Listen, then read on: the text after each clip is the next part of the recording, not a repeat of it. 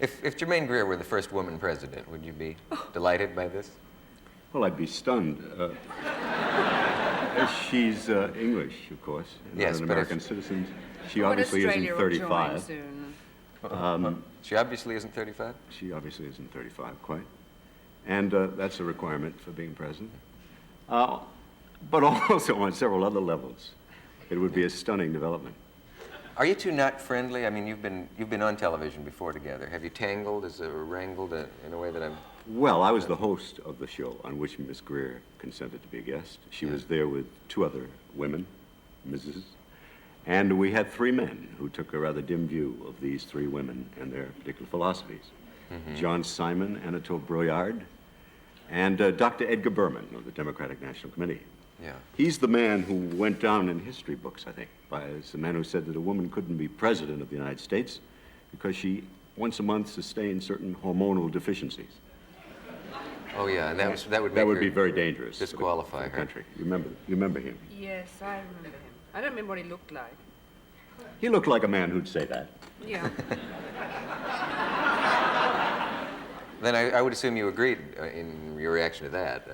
Yes, I admire... I think that's obviously absurd because we've had so many sick presidents and some of them were the best we had. It's not really a...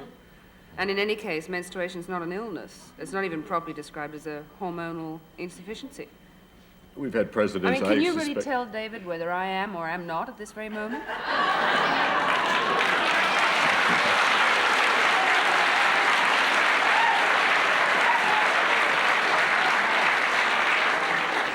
Is a guess absolutely necessary?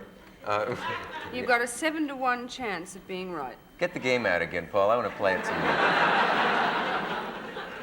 I want to clear up one matter. I am a great admirer of Miss Greer's. I've read her book and probably one of the few who read it twice, The Female Eunuch. But that's an easy thing to do because it's brilliantly written. Unlike Kate Millett's book, it's got humor, it's got great scholarship, it's quite brilliant. I think John Simon It's wrong, said of course, but wrong. it's brilliant. It's It's wrong? full of mistakes. It's wrong. I mean, for is example, wrong? she says all sorts of things. Men are savage, impotent, solitary, Now, parochial. you read it twice. Where did I say all these things? You You're do- thinking of Lionel Tiger, aren't you? No, dear. No, Ms. I'd never say that, I'm that thinking of men your- were solitary. I'm not so ignorant.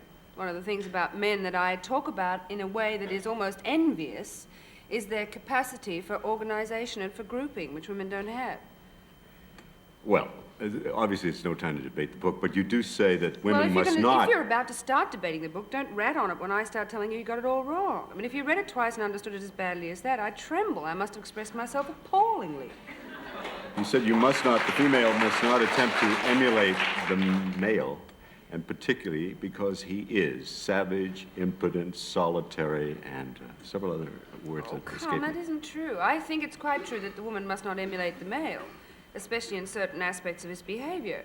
I mean, if I thought that women's emancipation was going to mean that there were women in Vietnam, messing around with the rainfall and defoliating the trees and contaminating the water supply, I'd really, give up the whole thing. I'd probably hang myself tomorrow. Oh, promises. You wouldn't. You wouldn't. It's not a promise. I don't think that. So, don't misinterpret me. I gave you a conditional. I didn't make a promise. Believe me, I've read it twice. Believe me, she said that. She also said that monogamy is ridiculous. Listen, don't ask people to believe that what you say I said is right. I'm sitting here and I know what I said. You are not a better expert on my book than I am. And Dick has also read it. He's just sitting there being a little peacemaker because he's scared because he's in the middle. He hasn't made any peace at all. You have read it, haven't you? What do you mean I'm scared? I'll knock your head off. No,